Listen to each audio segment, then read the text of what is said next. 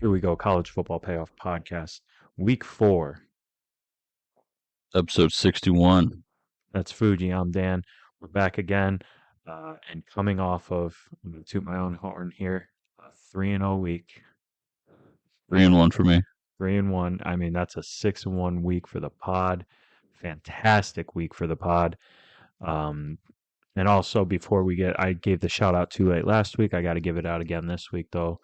My boy Billy hit me up. What was it, Saturday morning or Friday night? I think it was. He said, "Hey, Ohio State minus 16.5 first half." I go, man, I don't like Ohio State. I'm just not going to bet them until they prove something. They hit. He rode with me on Colorado. Shout out Billy. I'm going to be texting him throughout the episode now to see if he's got any picks for us that he can give out, like a guest pick. Who knows? Maybe he hits us with something. But 6-1 week for the pod last week. Feeling great. Feel like I'm seeing the board great. I know. Are you saying it well? Yeah, 6-6 on the year, but I think we're 5-2 over the last 2 weeks, so we'll take it. Yeah, I see it really well. My all-time record is 127, 94, and 1. Ooh, jeez. I do have a whole number is on the line this week, so we have a chance at the second push all time for wins this week. Okay. Yeah, let's keep going for those wins this week. What'd you have last week? What were your picks? Last week I hit with Colorado State, the over 59 in that. I'm glad I didn't take a side. That game was brutal, dude. That had a different feel to it. Watching it from kickoff and how it just kind of boiled over with that dude hitting Travis Hunter. It felt kind of like, man, this it felt like the like Friday Night Lights, that game Odessa Permian against Dallas Carter. Yeah, It was just like, dude, someone's gonna die. It was chippy, man, and yeah. it was a fun game. First off, fuck that guy. Yeah. He's kind of ruining my Travis Hunter 400-1 ticket for Heisman. Could you imagine when Travis Hunter comes back, if he keeps going off, like that's going to add to his story? I hope it doesn't ruin his Heisman chances, missing 3 games. I know. That's the biggest bullshit I've ever seen. I got a notification a couple days ago, that like that dude's family and him were getting death threats. Good. I'm one of them. I hope he dies. Jeez. 400-1. You're messing with my money, man. You're taking food off the plate of my non-existent child. Yeah. No, I'm done with All this right, guy. okay, I got you. Jeez, man. I don't feel one bit of sympathy. He knew what he was doing. No, it was. He knew exactly what he was doing. If I was a third string offensive lineman on that team, I would have hit him so hard in the back of the head without him looking. I mean, man, that play pissed me off more than anything. Not just because of the 400-1, mostly because of the 400-1, but that's just some. It was gutless. Yeah, gutless. Well, all right. I'm glad we talked about it.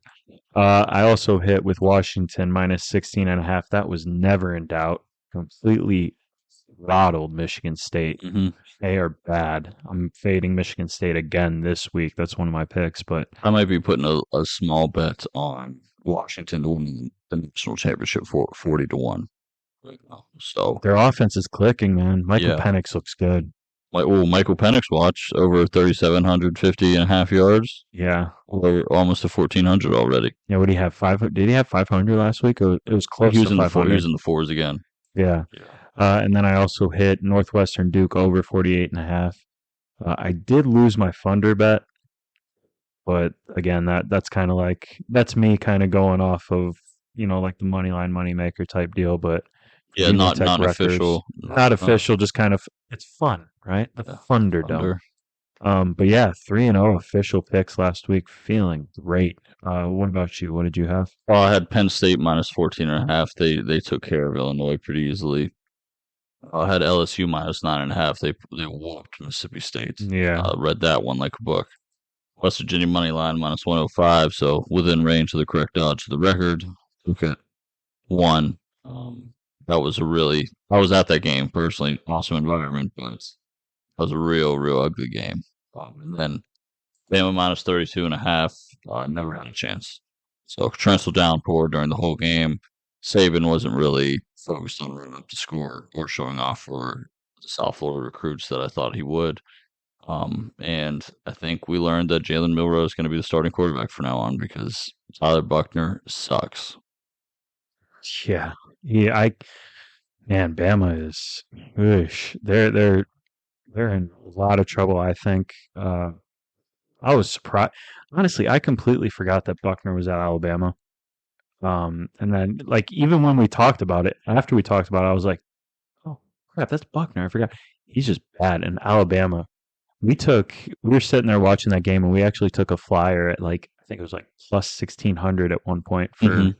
for South Florida the money line, and I think it was a tie game at that point. We're like, dude, let's do it. And we thought it was going to hit, but that's just kind of wishful thinking at that point. But yeah, all right. What did we learn from last week? Run through these scores. What I've learned is that offense is still there despite the fact that the clock runs. Um, Again, watching Ohio State and listening to the commentary where Ryan Day's upset that you're losing like 4 plays a game. I don't see that being an issue in most of these games because the offenses are so fast still. Um, Defense seems non-existent. The Big Ten is for real. The top of the Big Ten and the future Big Ten. Um, Ohio State finally came to play a little bit. Michigan, okay, Michigan again did not cover the spread. Yeah, they're still kind of just walking through games right now. So this is the week where we check back next week because that's when we're going to kind of learn on Michigan because this is the first week with Harbaugh. We'll see if he kind of steps on their throat or if they're just going to kind of walk through it, and keep sleepwalking through games. But that was a game that they could have destroyed Bowling Green, You know, and they let off the gas a lot. JJ McCarthy had 3 picks Yeah. against Bowling Green.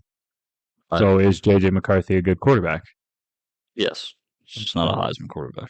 No, no one ever said that. I was thinking it. Michigan State's a fraud. They might not win another game this year. Yeah, That program is done. I think he's fired now, isn't he? I don't know. Tucker. I don't really know what the deal is. So far with everything we've seen, maybe I'll get canceled. I'm kind of team Mel Tucker right now. I don't I don't know. They're firing him off of allegations, by the Yeah, way. there's obviously like an ulterior motive, so they don't have to pay the buyout here, which seems like Hmm. bullshit. Um, So I don't know. I'll leave it alone. I learned that. Well, I was at the Pitt West Virginia game. I learned that Pitt is probably going through a really bad down year right now. Um, not a. I thought West Virginia would win, but Pitt pretty much had to give them the game. Phil Dracovic, Pitt's quarterback, 81 yards, 3 interceptions on the day. So, I feel like he's been around for a long time too. yeah, he's been at Boston College, first year at Pitt. And then I learned Georgia. I don't know if they want to win or lose, what their deal is, but I know for a fact they're not using Brock Bowers the way they should. I think still has a less than 150 yards receiving this year through 3 games. Florida State had me a little bit worried Hmm. last year. Texas, I missed out on some money last week. That's more what I'm angry about myself when it comes to my personal card. Missed out on the Maryland money. Missed out on the Wyoming money. They held with Texas pretty well. Yeah. Um, pissed about those, but can't get anything back. Did take Florida plus 6.5 on my personal card. That felt really good. Yeah, I feel good for Billy Napier down there. Yeah, that game too. I mean, Florida came out hot, and Joe Milton looked like dead in the water. He looked scared at some points, throwing the ball downfield. He's just not accurate. Now, if Tennessee had Jalen Hyatt last year, could run like 24 miles an hour. Yeah, They could just run streaks the whole time. That would be awesome for Joe Milton. But and he's really not helping his draft stock right now. Missouri did end up beating Kansas State. wow. And That wasn't that like what was that, a 60-yard field goal? 61? 61. Yeah. And Iowa actually scored some points. Yeah, when Iowa's scoring, that's see, and that goes again what I was talking about with the offenses. It's an offensive year. If Iowa's scoring points, it's an offensive year. Um, So I'm gonna keep playing some overs, but I also do have to find my funder for the week. But yeah, offense is in. That's the moral of the year this year. But yeah, there's the recap. Uh, Again, trying to build off a good week, so we'll jump into it. Um, it's up to you. Do you want to start? You want me to start? How are we feeling I'll here? start here.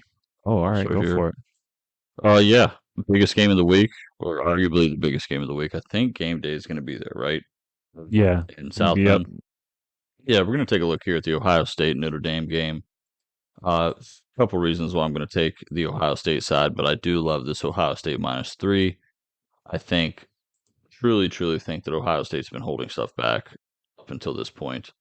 Ryan Hartline, first year offensive coordinator, he knew that he could make games like this will butter his bread metaphorically going forward. Also, potentially, if Ryan Day keeps screwing up the games like this, if he calls him well, we'll get him that head coaching job after Ryan Day. He has been holding his cards up until this point. You could see it against Indiana. He knew you could just get by with the basic offense. You saw that against who's the second? Oh, Miami, Ohio. Who was actually a pretty good, decent MAC team. It turns out to be. But last year he It was finally opened it Youngstown up. State. Youngstown State. Oh, Youngstown State. My Yeah, bad. yeah. Ended up beating Youngstown State, and then kind of went off last week. Finally, they opened it up a little bit. They committed to Kyle McCord as their starting quarterback, and Marvin Harrison had another 100-yard receiving game. Obviously, he's going to be locked down, and they're probably going to put two guys on him. But this gives a huge opportunity for guys like Fleming, for guys like Carnell Tate, for guys like Ibuka to really show up. Talent wise across the board, I'm not really worried about Ohio State because one guy can go down and it's kind of a next guy up for them. But when I look at the other side of the ball with Notre Dame, is I don't think they have a number one wide receiver. They've been able to beat up on all these small schools like it's nothing, which good for them. You're getting Sam Hartman used to his new offensive team. But if we know one thing about Hartman, it's that every year over the last 2 years when he was at Wake Forest, he's had at least two games where he just absolutely implodes. There's 3 to 4 interceptions. Wake Forest lost games they were supposed to win, and I think we're going to see that here. He's been able to throw to 2 and 3 star wide receivers this whole time. I think Jim Knowles' defense will be able to shut them down. So if they have to rely on their run game, I don't think they're going to do too well against Ohio State front seven. Yeah, just the only thing that's pointing in Notre Dame's direction for me is that the game's at home. But I do know that Ohio State is going to travel heavy to this game. So I think it's probably going to be near like a 40-60 environment, obviously in favor of Notre Dame, but I do think Ohio State's going to show up here. I do think Sam Hartman's going to implode once he realizes, oh man, we're not playing these bottom ranked power rating teams anymore. And I think he's gonna have finally realized that he doesn't have like a true stallion to throw to, like a true number one. There's nobody like Chase Claypool there anymore. Nobody like the number one wide receivers that Notre Dame has had in the past. So just all things included, I really like this Ohio State -3. Earlier this, like in the offseason, you could have got it around like 8.5, 7, or 7 all the way to 8.5. So -3, I think, is pretty good value on Ohio State, especially for a team that I feel has been purposefully holding back. I can see where they're purposely holding back. For me, it still seems, watching Ohio State, it still seems like Ryan Day is the one calling plays over Brian Hartline. Just the way that they've been called the past few years and seeing how they were called last week a little bit at the beginning. I think what happened last week is that they actually might have turned over a little bit of play calling mid game to Hartline right there in the first quarter, and then they started really opening up because you saw more of an Ohio State passing offense that featured their receivers.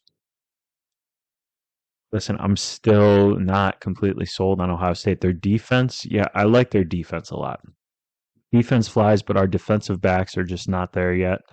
And Kyle McCord, yeah, congrats, buddy. You had a great game against Western Kentucky, but until Kyle McCord shows me that first drive that he can do something against a top team, then I'll roll with him. But I'm going to stay away from this. If anything, I'm playing the over.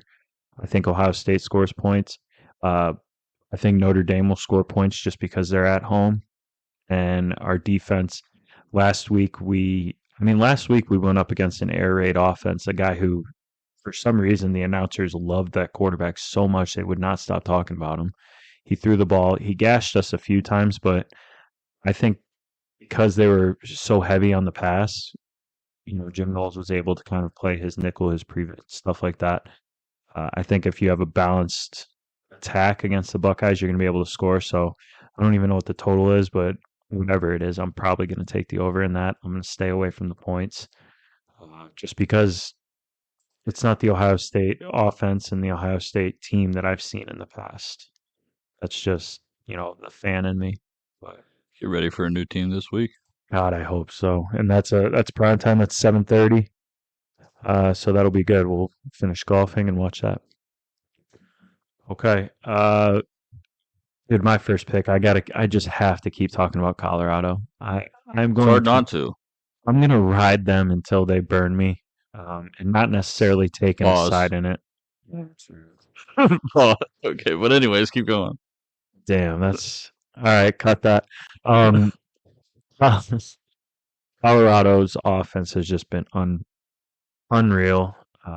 Peter Sanders is the real deal.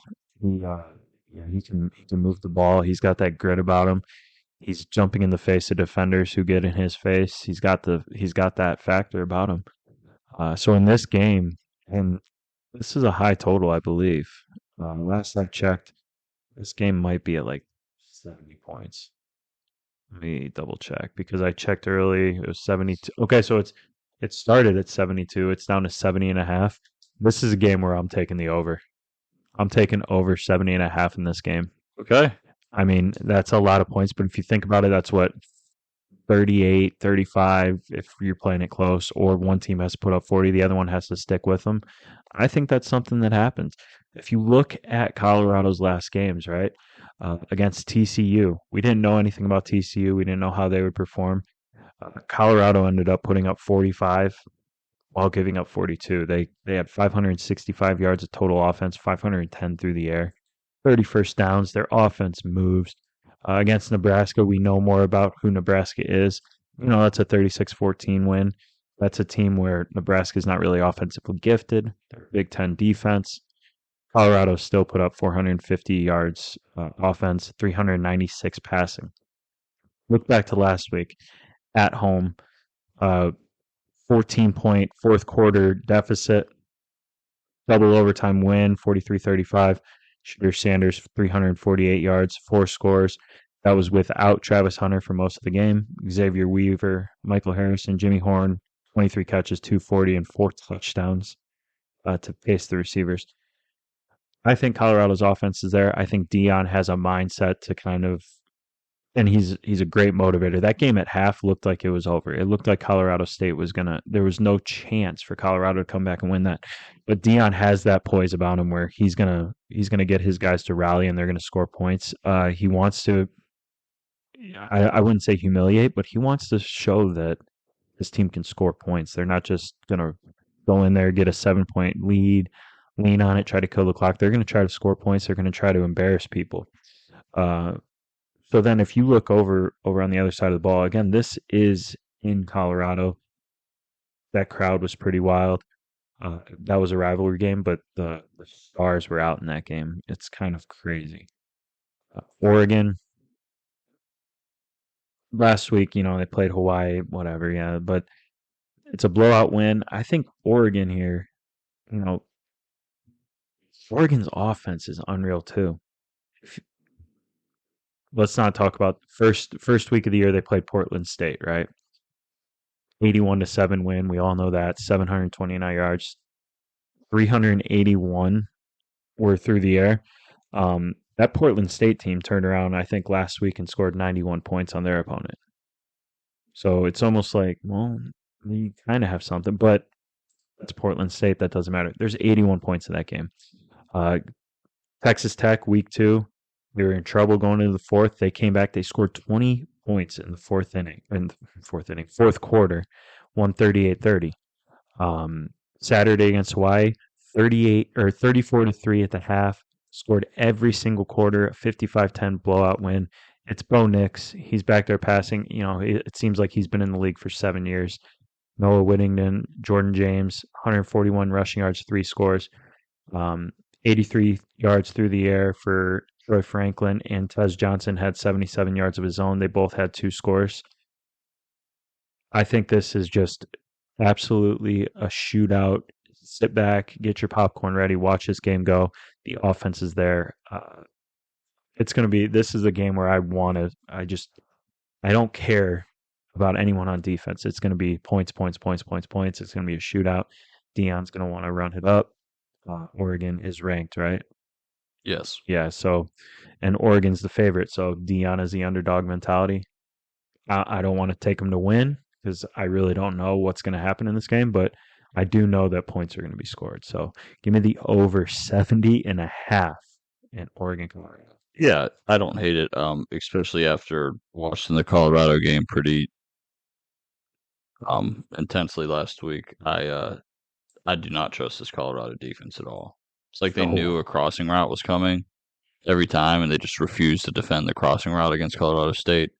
Another thing from that game, why didn't Colorado State just go for 2 at the end of the first overtime? I don't They know. absolutely should have. I couldn't believe they did. They didn't. I swore the whole time that they were going to. And one more thing about Colorado is obviously love Shador, love Travis Hunter, love watching those guys, but I really like watching this Xavier Weaver guy too. I think he's awesome to watch. I think he plays with a lot of passion. He's probably my next favorite wide receiver to watch on this team, and I expect him to have a big game on offense this week, especially with Travis Hunter out. Mm-hmm. Yep. All Yeah. right, Travis Hunter, man, that's rough. All yes. right, let's move on. What do you got? Pick 2. I'm gonna go to an SEC football game here, and it's a fade of a quarterback that I don't like, and the buy of a team that I'm pretty sold on, even with one loss on the record, and that's going to be the Texas A&M Auburn game. Um, I know Texas A&M lost to Miami a couple weeks ago. The game was a lot closer than it looked, and then the final score looked at least they ended up losing by 15, um, but got screwed by a long 64-yard touchdown pass with 2 minutes left in the game to make that game look a little bit more out of hand than it truly was. I think Texas A&M has their guy at quarterback. Connor Wegman is playing awesome this year. 909 yards on the through the air with 8 touchdowns and only 2 picks. I really like that. And then when you look to Auburn's quarterback, it's Michigan State transfer Peyton Thorne. I never thought he was good at Michigan State, and now I know he's really not good at Auburn. Um, he only plays well when it's against teams that they're like supposed to blow out and beat. Even like a mid-tier team like Cal, he could only get 94 yards to the air on them. And then he'll play somebody like Samson, where he'll like last week where he threw for almost 300. Um, this is an Auburn team that a lot of building to do, even with Hugh Freeze. And when we look back at Texas A&M, man, they're after that loss to Miami, their fans are fired up. They're going to have to keep, especially now that they're back in front of this home crowd, they're going to have to keep the ball moving through the air. They're going to have to keep scoring, running up the score. And if they get out 3 or 4 touchdowns, there's no way that Auburn and Peyton Thorne have the ability to come back. Auburn's rushing game is also way down this year. Peyton Thorne with 140 yards is also their leading rusher on the team, which is a huge red flag. So Texas A&M outsizes them along both lines.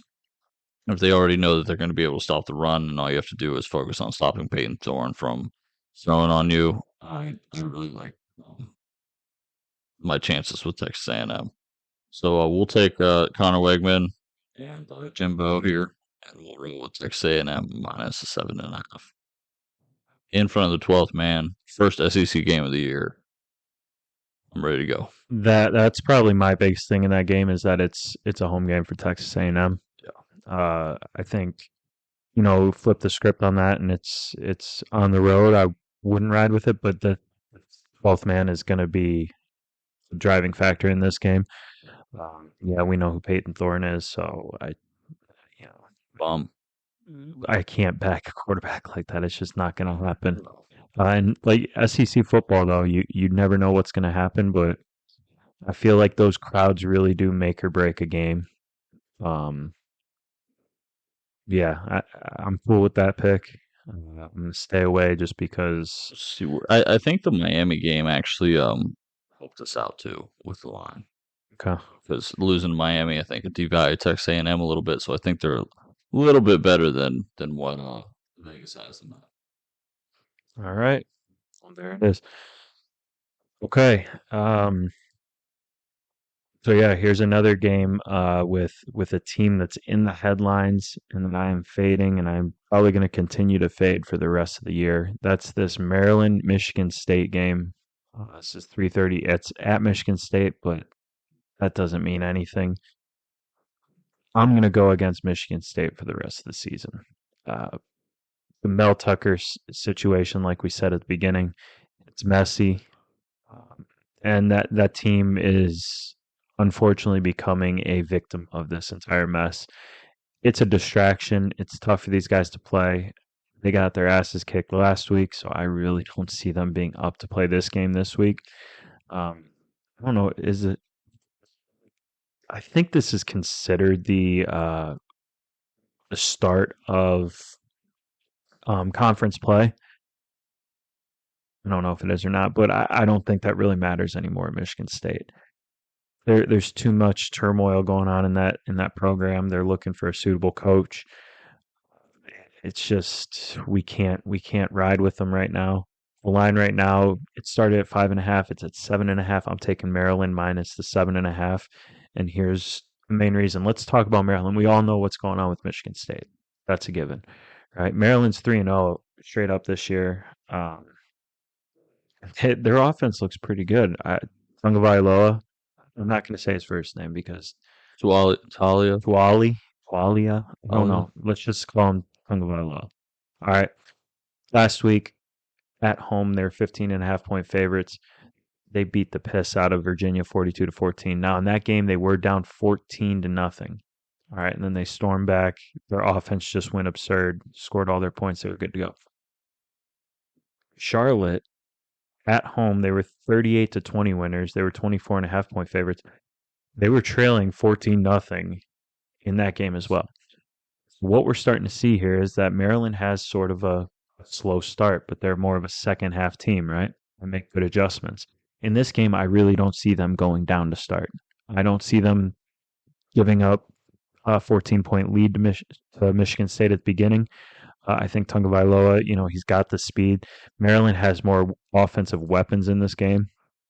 Um, Last week, he was 19-30 for 342, a touchdown, no interceptions. He's completing 2/3 of his passes, close to 900 yards, 5 TDs. The interceptions were against Charlotte. That was a reason. That was like his slow start. That it seems like he has to kind of go into it. I think if they keep the ball on the ground to start this game, they should not have a problem. I don't think the crowd is going to be into it for Michigan State either. I think they can kind of see, what's going on. It's a tough situation for the players. You feel for them, um, but Maryland has they have the offensive weapons to deal with Michigan State. Michigan State's a mess. It's just going to be a long year for them. Uh, yeah, Maryland's not the Washington Huskies. Michael Penix Jr. is not Tagovailoa. But they still have Maryland. We're talking about. They still have a lot of talent at their skill positions. They can take a. They're going to take advantage of a team that is down, especially an in-conference team. Maryland's trying to keep this rolling, get to a 4-0. Michigan State's basically at this point in the year just trying to get over with the season without any more turmoil. Um, yeah, Tagovailoa is just going to go in there on the road, take care of business. I like that this is only a 7.5 point spread. I feel a little better about that. I would have liked to grab it at 5.5, but I think I might take this up to, maybe 10. 10.5, I think, but 7.5, absolutely give it to me. I'm going with Maryland minus 7.5 on the road against Michigan State. Good stuff. I don't know. I like Maryland. They scared me a little bit last week with how long they let Virginia hang around. But I really just have no idea where Michigan State goes from here, especially after last week. Hmm. All right, pick number 3, last pick of the week. I found this at minus 14 on a site that is not legally accessible, so we are stuck with a nice minus 14 and a half for the away team, and that is the Oklahoma Sooners. They're traveling over to Cincinnati this weekend to play the Bearcats, and I think this Oklahoma Sooners team is really really good. I think they're ranked way too low. I think they're a top 10 team right now. It's just the problem is they haven't played anybody. Dylan Gabriel on the year, 11 touchdowns, 1 interception. Really like him, but even the backup quarterback, Jackson Arnold, is a tank. Man, he's awesome. I love watching him play. So even if I feel like this bet is safe, even if there's some freak injury to the starting quarterback. One thing I really like about Oklahoma is they have thrown it to over 15 guys on the field this year. They also have their top 4 running backs are all averaging over 4 yards carry. They can attack you every which way when it comes to offense, and they have the ability to with the size of their line and with the arm talent they have. But what's really more impressive to me is their defense. They've been turnover causing machines for this last these last 3 games. They've caused over 8 turnovers in 3 games. They're averaging 2 interceptions a game, and this is kind of what's happening finally to what I thought would happen when they hired Brett Venables. Is man, they're just playing a hard nosed, smash mouth defense. A defense to me that looks ready to play in the SEC next year. So if we looked at the other team here on the other side of the ball, Cincinnati, they lost last week to a MAC school at home in overtime to Miami, Ohio.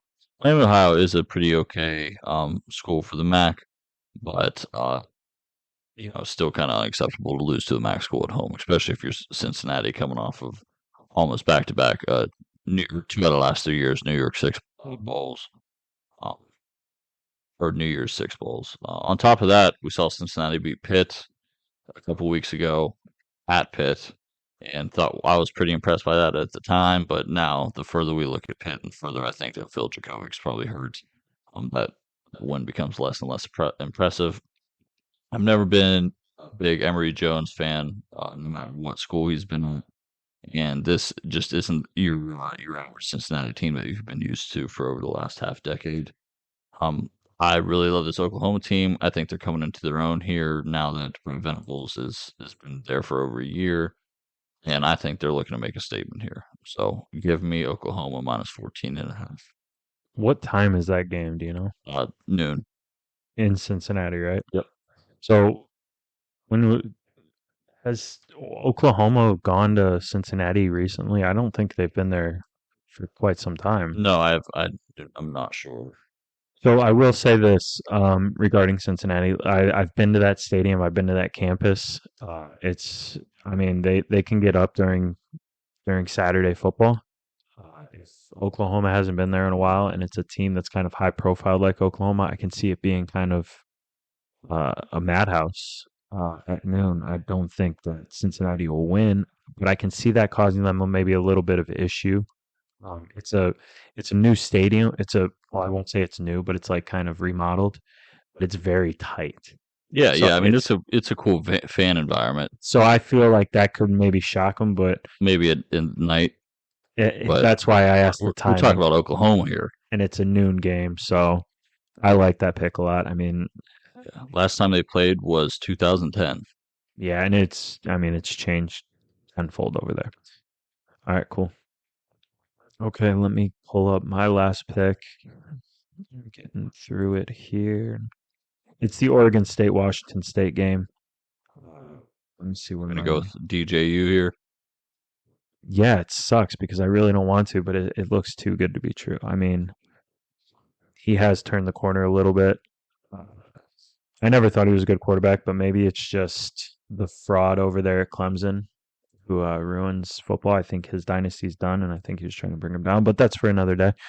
Um, then I'm rambling on trying to find. There we go. There's my line. All right. Uh, minus 2.5, I can get it at. So we're going to take Oregon State minus 2.5 against Wazoo.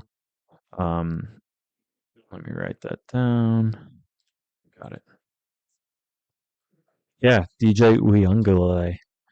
Uh, Pull it up. Sorry, I'm just all over the place trying to keep track with everything.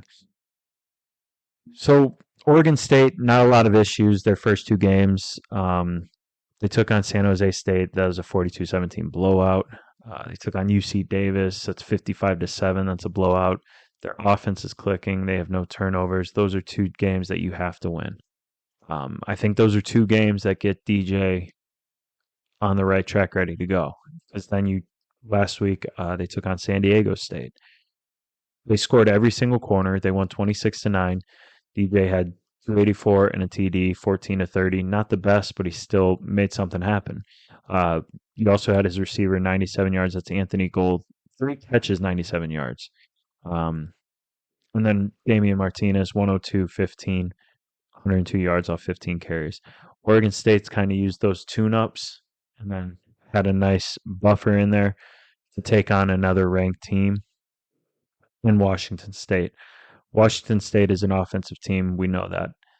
556 total yards, 466 of that was passing against Colorado State, the same team that we watched against Colorado. Colorado State doesn't have a defense. All right. So Washington State, yeah, they put up 50. They gave up 24 to that offense. Game two, they played Wisconsin. Wisconsin is a defense, right? That's a Big Ten defense. Wisconsin's actually a really good team. A little closer. Washington State was outscored 13-7 in the second half. They ended up winning 31-22. So it was closer in the second half. You can make adjustments against this Washington State team. And then last week, they took on Northern Colorado. That's around 43 points in the first half, 64-21. That's where I think we might have a little bit of a problem. Washington State last week had a game that was over in the first half. It was a blowout, so you didn't have your entire team playing. That's kind of like a relaxing environment. Oregon State still had to play a good ball game to win that game. They were in it the entire game, right? Their starters kept playing. I think that kind of gives them the advantage this week against Washington State. Cameron Ward's the quarterback for Washington State, 327, 4 touchdowns last week. You had Lincoln Victor, 6 catches, 119, 2 touchdowns. You're supposed to do that against Northern Colorado. Okay.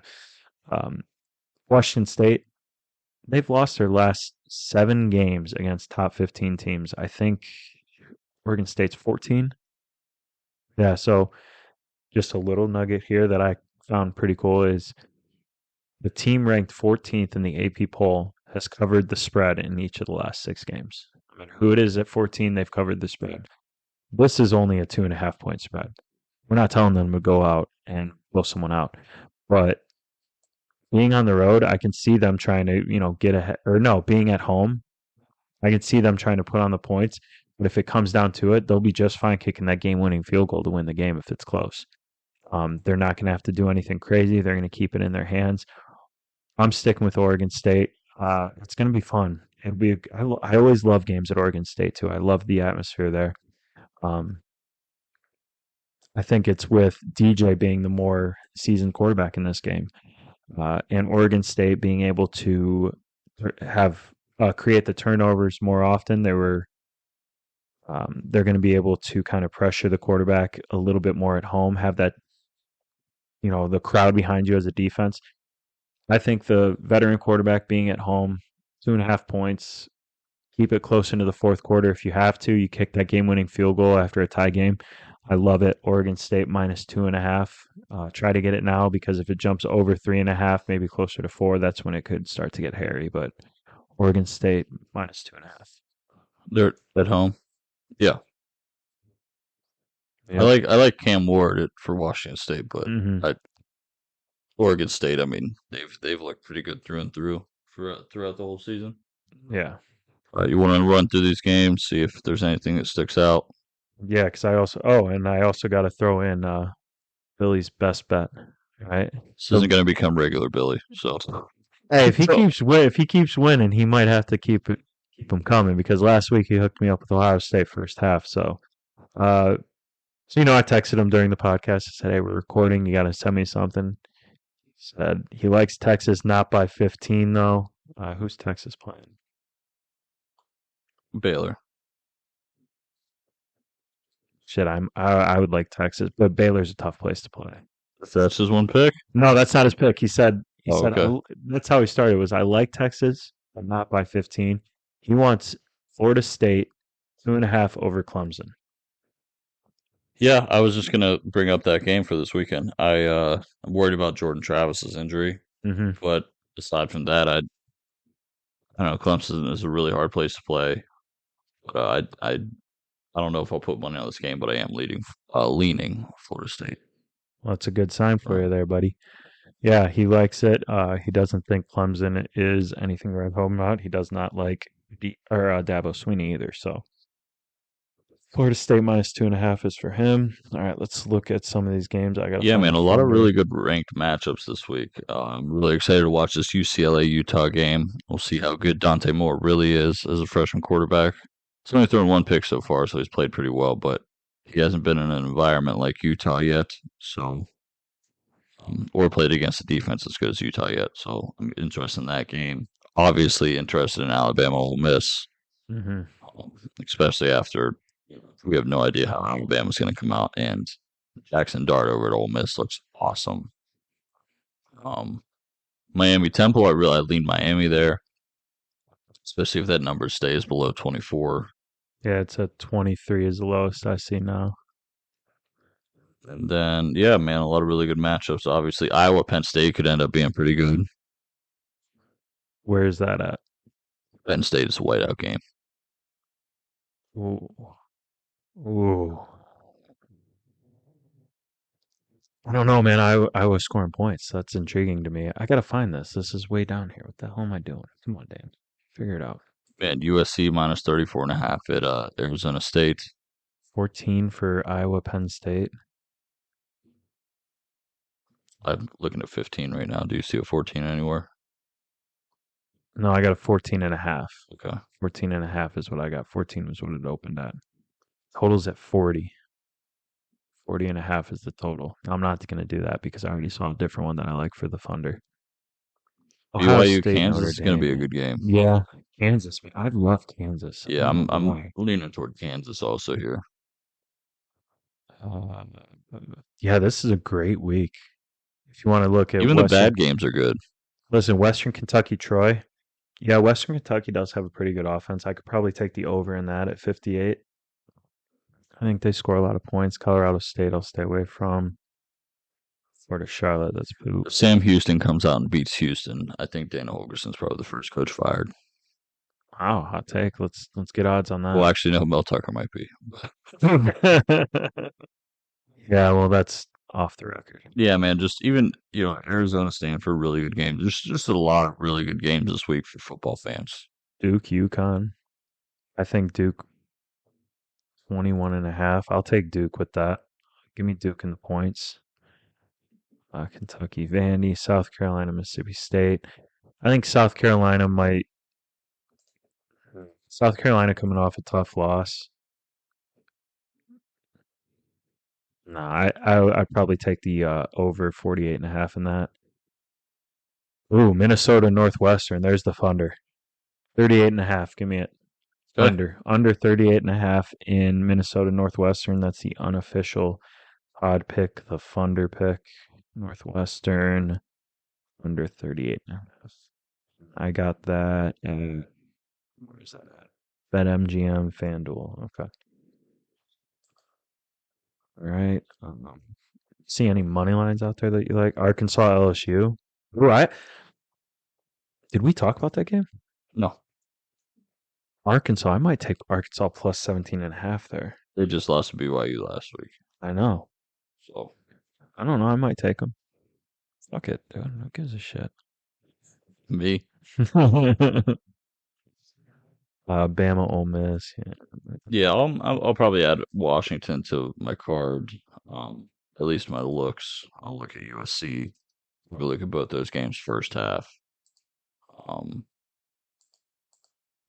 Cal Washington plays Cal this weekend. Cal was down 17-0 to Idaho. So we'll see if that at home. So we'll see if they come out and that attitude changes this week. But that's a pretty bad sign. Kansas State started as a 7-point favorite against UCF. That's down to 4.5. It's actually 6.5 at FanDuel, but it's 4.5 basically everywhere else. I think I might take Kansas State there. Kansas State minus 4.5. Oklahoma State, Iowa State. There's another total that's low. Texas Baylor. Virginia Tech Marshall. I'm taking. Give me Marshall. Jeez, dude. Marshall minus 7.5 is what the opened at. It's now down to 4.5 at BetMGM. First Virginia Tech. Yeah, give me Marshall. It's the Grant Wells Bowl. Grant Wells started his career at Marshall. He's currently started throwing interceptions at Marshall. Now he's throwing interceptions at Virginia Tech. And that's why we're taking Marshall. Marshall. Yeah, that's really all for me here. UNC Pitt. Georgia Tech. Oh, Georgia Tech. Give me the money line on Georgia Tech. There's a money line pick for you against Wake Forest on the road. I like Georgia Tech's offense. All right. And then also look at Stanford plus the points. I can get 12.5 at FanDuel. Yeah, and that's it. I'm sure I'm going to throw in more, but those are the ones that I like this week. All right, cool. You got anything else you want to add? Let's review and get out of here. Maybe 49ers for the survivor pick this week. NFL. Sorry, I'm still grieving over the Nick Chubb injury. That really killed me. Yeah, I don't do that. As a Steeler fan, I hate to see that. No, you don't. I do. Nick Chubb's a good guy, man. Yeah, he's the He's a best good guy guy. in the NFL. Like, All right, so who'd you say 49ers? Oh, yeah, that's easy money. Let's see what else we got out there. Let's go with Kansas City. If you haven't taken Kansas City over the Bears, good Jacksonville week, but I'm nervous of taking divisional opponents. Baltimore over Indy. I don't like Buffalo this year at all. I used them last week. Miami over Denver. That's probably one of my biggest lies would be Miami over Denver. I hate Russell Wilson. All right, cool. Roll through your card real quick and we'll get out of here. All right, man. Fuji Bets week 4 CFB card for the pod is Ohio State -3 at Notre Dame. Texas A&M -7.5 hosting Auburn, and Oklahoma -14.5 at Cincy. All right, and then for my card we have Oregon, Colorado over 70.5. Maryland -7.5 against a turmoiled Michigan State. Oregon State -2.5 against Wazoo. The Thunder bet this week is going to be Minnesota, Northwestern under 38.5. I got a little money line sprinkle with Georgia Tech. And then Billy's best bet is Florida State -2.5. Okay, let's go, Billy. All right. Go ahead. Throw the socials out there. We'll close it down. Yeah, follow Dan at dposk13 on Twitter. Follow me at FujiBets on Twitter. Follow the pod at CFP_pod. Yep. Get us wherever you listen to podcasts, Spotify, iTunes, YouTube, SoundCloud, all that good stuff. Drop a like, subscribe, hit us some comments. Let us know what your best bet of the week is, and we will be sure to throw it on our card because we're going to sponsor you. Let's get it going. All right. Reminder, we went 6-1 last week. Let's keep it rolling this week. I'm Dan. That's Fuji. See you next week.